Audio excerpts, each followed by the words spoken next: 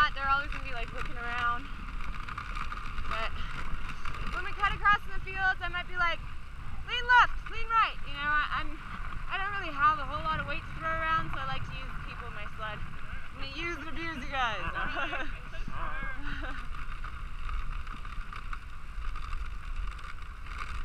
Woo-wee! Chilly. So right now we're on a county road. This is County Road 9. And then Peggy, she has about 80 acres. And it's kind of on either side of this area. And we have to wait till there's a little bit of snow till we can make some trails. So we're going to have to be cutting some sage. Come on guys, let's go, let's go. Let's go, let's go. Come on Frosty. Let's go. Rico. Everybody had to pee.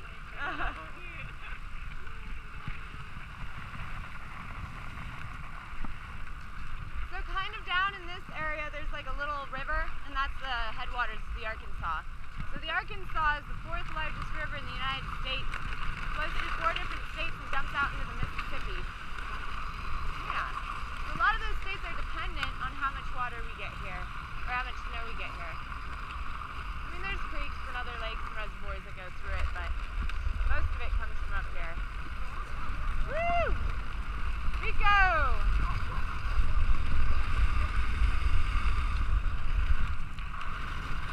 They are trying to go really... I'm like, all my weight's on the brake.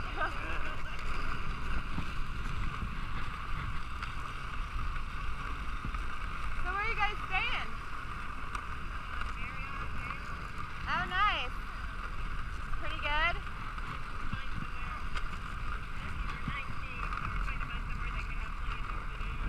Wait, say that again? Our nephews are 19. Oh, okay. We're trying to find somewhere where they can have lots of things to do. Right? So those are your nephews? Both those kids that are with you? They are, yeah. They're fraternal twins. Really? I'm a twin. Oh, awesome. I'm identical though. Oh, neat. Yay, twins! Yeah, that's right. Where does your sister live? She lives, well, she's traveling the world right now. So, but she's back to visit for Christmas. And I think she's going to Panama next. But she's just been like working on whipping farms. So, like it's called whipping. It's like a World Organic Farmers of America or something like that. Or wherever it is. Whew.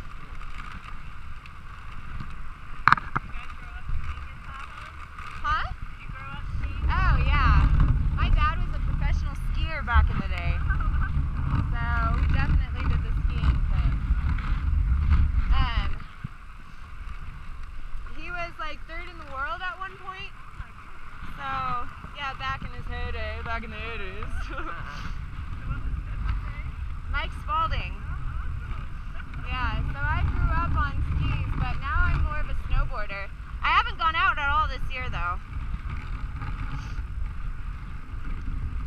So these mountain ranges in front of us are the Swatch mountain ranges. And they go a little bit more off to the left, and we'll see them more on the way back as well. And that's like, so we're surrounded by 14,000 foot peaks. And then on the way back also we'll be able to see more of the Mosquito mountain range when we get into the Escondido flats out here. There we go!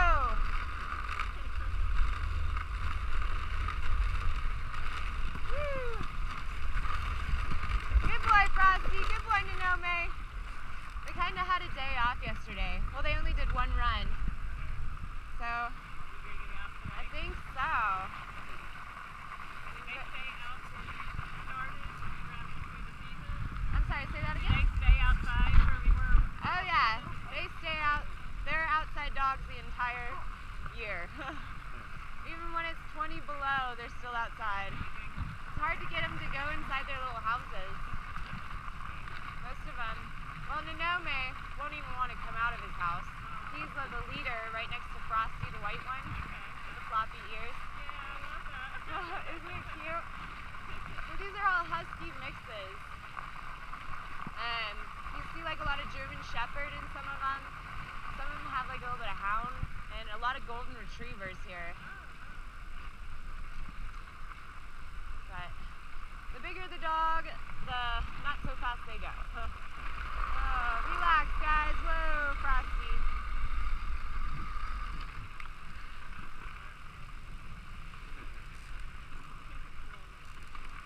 Cree, come on boy. So Cree's the one that's closest to us. This is what we call wheel dog. Or our wheel dogs. The one on the right? Yeah, the one that kind of waddles. Yeah. Like he has to poop or something. And then the one right next to him, his name is Toby. So these guys are actually my biggest dogs that I have. I don't really need a whole lot of power just because I'm so tiny to begin with, you know. I'm not really actually tiny, but like smaller than the rest of these guys. I have like 200 pounds on them. Those fatties. So usually for me, I put my bigger, stronger pullers in the back, just because they're the ones that would, if anything were to happen, they would be the ones that were going to pull us out of anything.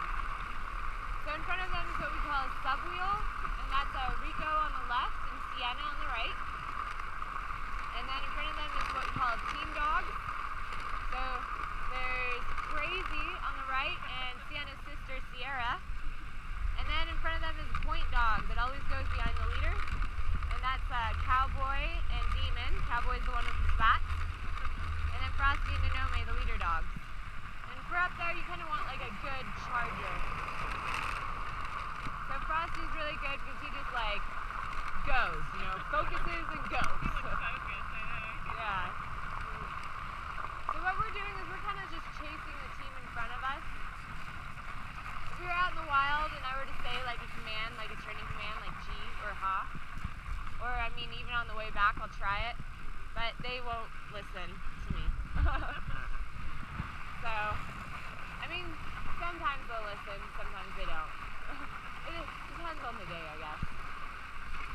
But Richie, the guy in front of us, most of his dogs are his own dogs.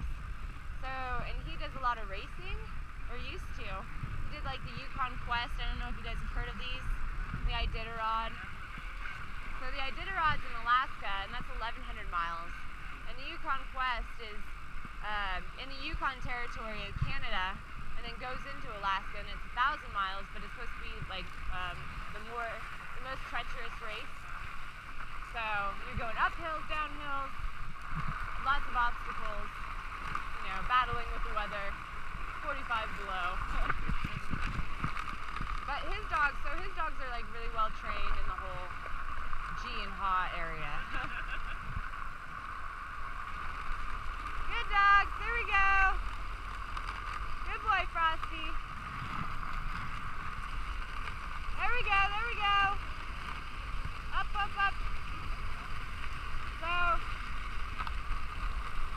usually we try not to run him down a hill, but the thing is it's so icy right now, I'm scared that I'm going to run into my back dogs and they'll end up on your lap, you know?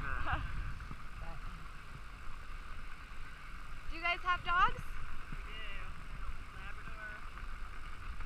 Labs? Yeah. Oh, cool. What kind? Black lab? We had a chocolate and a black, and now we have another chocolate. He's a rescue, chocolate mix. Aw. Mostly lab, but how about you? These are yours then? Or? Well, I wish they were mine. They're the company's, but I can act like they're mine, you know? Well, they think you are. I love labs. I grew up with labs. I used to have a... Come on, guys! Up, up, up, up, up! Let's go! Frosty, let's go! Come on! Come on! Let's go! I used to have a lab mixed chow, but my lifestyle is really like, I'm moving all the time, you know, and it's not good on the dog. So my mom has him now. Yeah. Yeah, well I left him with her for a summer one time, and she said if I take him away, that she doesn't want him to come back because it's too heartbreaking. And I said, okay, well then you might as well just keep him. He's a great dog though, smartest dog I've ever had. Like, Hey, let's go, Demon. Come on, buddy. Like, there was this time where I was going away on a vacation and I was trying to leave him at a friend's house and he got out of a harness.